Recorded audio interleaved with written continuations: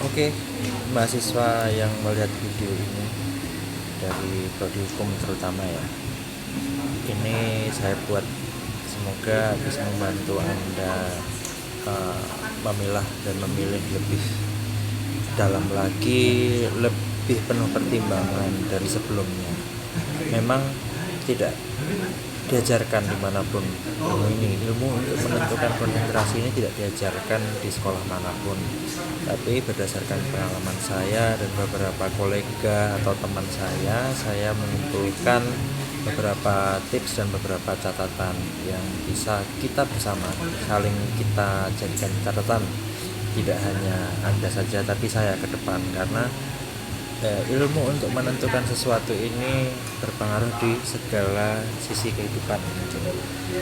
Ya, bagi beberapa siswa yang sedang mengalami pemilihan konsentrasi, pasti akan menemui beberapa pertanyaan yang ada di layar dan juga akan mencari tahu gitu ya, karena sudah ada pertanyaan maka mencari tahu jawabnya. Nah, kadang-kadang sulit jawaban itu dicari karena tidak ditemukan atau belum tahu cara menemukannya. Nah, saya mencoba memberikan beberapa selingan informasi gitu ya, karena informasi yang saya sampaikan ini tidak mau dijadikan patokan, ya monggo, enggak juga enggak apa-apa, jadi tidak mengikat. Silahkan mengacu pada ini boleh, enggak pun juga enggak apa-apa, saya punya cara sendiri Pak, ya udah, it's okay. Nah, jadi menentukan konsentrasi itu apakah menentukan masa depan kuliah kalian?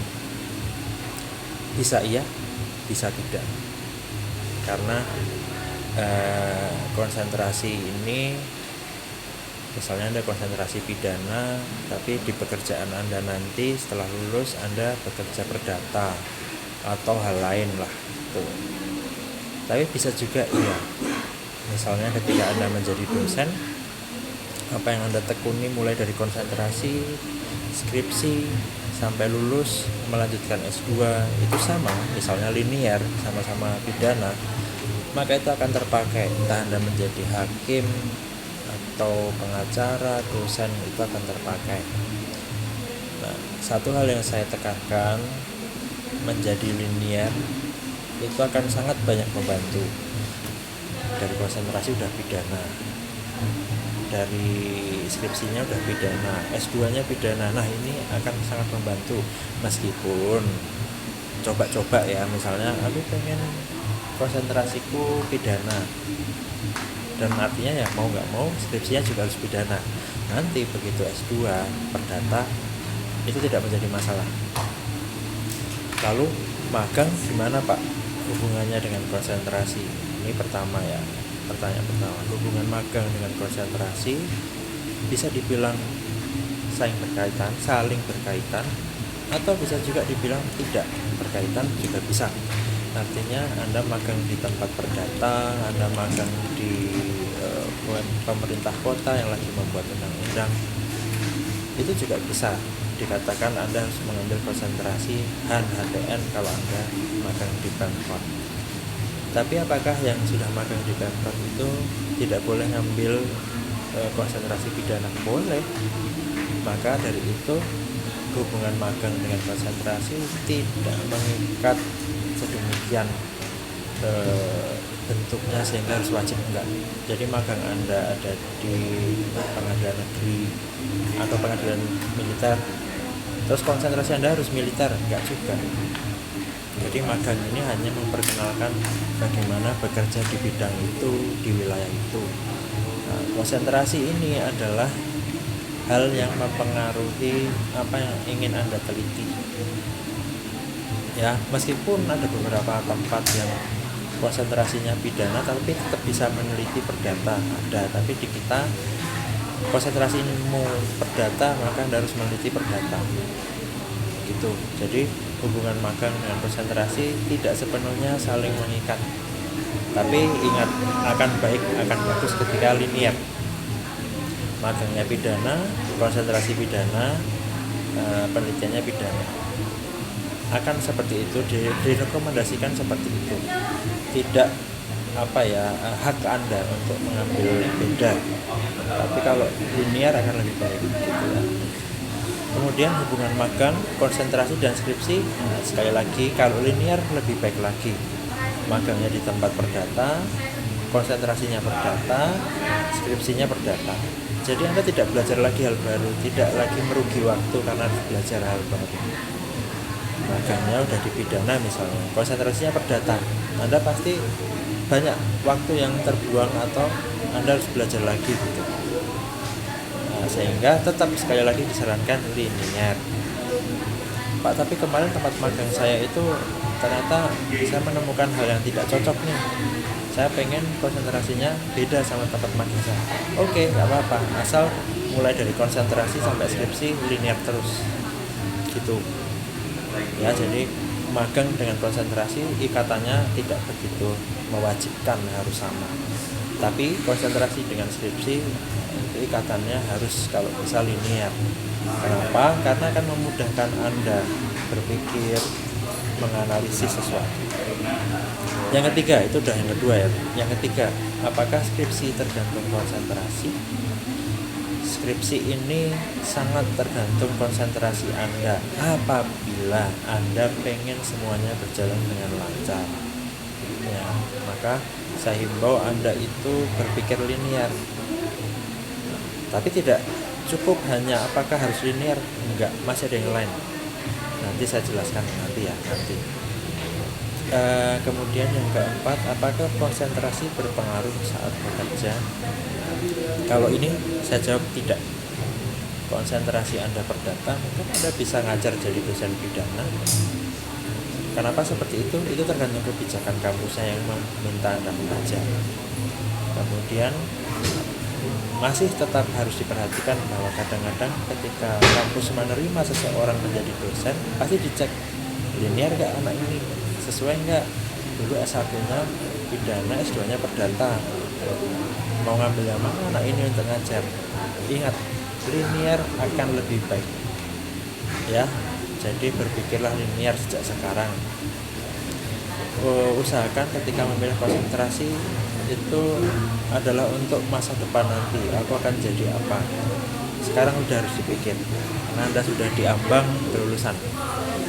Selanjutnya apakah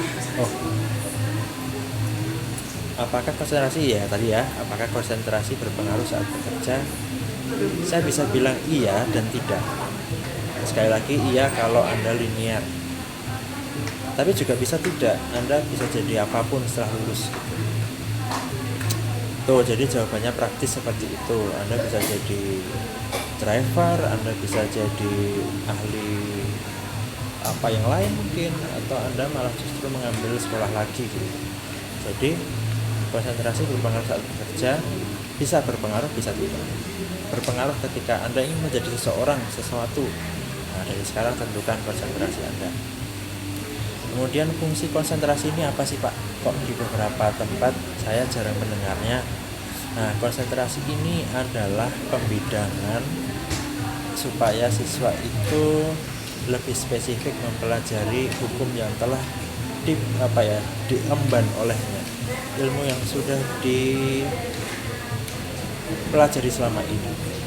Kenapa dipecah Pak? Kenapa tidak umum saja? Nah, dipecah agar konsentrasi orang ini fokus.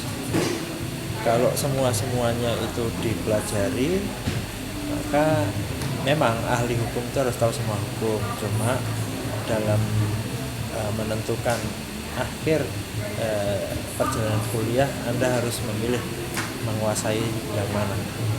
Setelah memilih, Anda akan meneliti mengenai konsentrasi itu. Setelah itu bebas, Anda mau memilih lagi yang lain atau meneruskan apa yang sudah Anda pilih di konsentrasi dan penelitian Anda. Begitu. Ini untuk mengerucutkan kemampuan skill Anda. Kalau Anda mempelajari semuanya sampai akhir, Anda tidak menjadi orang ahli. Ahli adalah orang yang expert di bidang tertentu. Anda bisa perdata, Anda bisa pidana, Anda bisa HAN, Anda bisa ATN, Kalau semuanya ini diujikan di akhir ya nggak fokus. Nah, Anda suruh milih. Itulah konsentrasi. Fungsinya untuk menentukan sejauh mana Anda itu mampu menguasai satu bidang. Lalu bagaimana Pak dengan bidang hukum yang lain? Nggak masalah, Anda tetap bisa mempelajarinya nanti. Jadi harapannya lulusan hukum ini mempunyai ahli di satu bidang departemen hukum, sub departemen sub keilmuannya. Jadi kalau hukum ada hukum perdata, pidana, HTM, HAN. Meskipun di tempat lain ada banyak lagi, tapi kita baru menawarkan itu. Nah, ini saya berikan tips. Perhatikan baik-baik, ingat baik-baik. Tips yang pertama, sampai sejauh ini, sampai Anda semester sekarang ini, coba cari hukum apa, perdata kah, pidana kah, HTM kah, HAN kah, yang bisa Anda ingat konsepnya, Anda ingat materinya di luar kepala Anda sekarang. Apa yang paling mudah Anda ingat? Jangan hanya teori ya, tapi konsep. Gimana cara menuntut seseorang, gimana cara menggugat seseorang,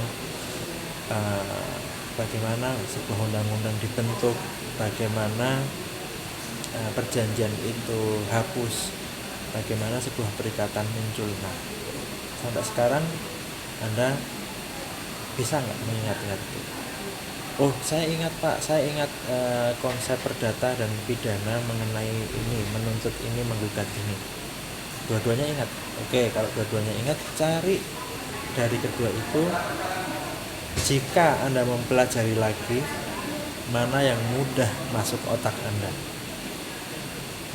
Oke, jika Anda mempelajari lagi, termasuk konsep-konsep yang sulit. Konsep-konsep yang sulit itu yang sekarang banyak menjadi berita. Kalau perdata, bagaimana cara misalnya sebuah perikatan, bagaimana cara mengusut kasus sertifikat ganda pada tanah misalnya, itu kan lebih lanjut. Nah, Anda bisa nggak mau mempelajari itu nggak? Untuk pidana misalnya, bagaimana sanksi yang didapatkan oleh penyidik ketika tidak berhasil melengkapi berkas kepada jaksa. Apakah pra penuntutan bisa berakhir? Nah, Anda harus cari tahu itu. Berani nggak, mau nggak mempelajari itu? Kalau males, nah itu bukan jawaban. Kalau Anda mau, kalau mau, mana yang cepat masuk ke pemahaman Anda? Pidana kah, perdata kah? Nah, itulah yang Anda pilih. Kalau misal Anda ini masih belum linear, sekarang saatnya berpikir akan linear atau enggak. Wah, aku udah masuk konsentrasi, aku harus berpikir linear, penelitianku harus sesuai dengan konsentrasi. Magang tidak perlu dipikir, karena magang itu cuma memperkenalkan dunia kerja. Nah, kemudian ada sesuatu yang belum saya sampaikan, yaitu ketika Anda sudah tahu mau konsentrasi yang mana, pikirkan data. Nah, ini Anda udah menentukan, aku masuk pidana. Oke, masuk pidana, mau meneliti tentang perkara A. Perkara A itu datanya, informasi untuk melengkapi skripsi Anda, untuk dimasukkan skripsi Anda sebagai dukungan informasi, mudah nggak didapatkan?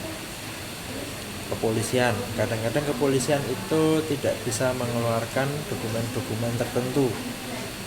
Jangan meneliti itu, berarti jangan meneliti mengenai itu. Perjanjian kerja misalnya, atau perjanjian kerjasama atas perusahaan ini dengan orang ini, hal-hal yang bersifat pribadi dan rahasia kadang-kadang sulit untuk diminta, untuk dijadikan data. Nah, apa yang ingin Anda teliti harus sudah mulai ada di otak, mulai konsentrasi. Carilah berita-berita di internet, artikel-artikel di internet, informasi-informasi yang terkini, gitu, cari. Nah, ada cara lain untuk melatih Anda mencari tahu aku cocoknya di mana ya konsentrasinya, atau aku pengen penelitian apa. Nah, kasus-kasus yang terjadi akhir-akhir ini Anda analisis. Bisa nggak Anda menganalisis itu? Kalau sudah bisa, apakah sudah lengkap, sudah menyeluruh? Apakah Anda mau mencari tahu bagaimana cara mencari tahunya, bagaimana cara menganalisisnya? Itu yang harus Anda lakukan sehingga Anda bisa menentukan konsentrasinya apa dan skripsinya apa. Linear akan lebih baik daripada non linear atau coba-coba. Aku pengen konsentrasiku perdata tak coba. Anda harus mikir ke depan, Anda mau jadi apa gitu. Itu akan lebih baik.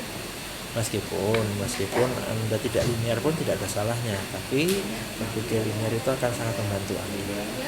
Nah, ini contoh bagaimana Anda mempelajari hukum pidana. Masuk enggak ke otak Anda ketika membaca hal semacam ini? Cepat enggak gitu? Kalau cepat ya oke, mungkin pidana, tapi masih mungkin kita coba lagi baca yang lain.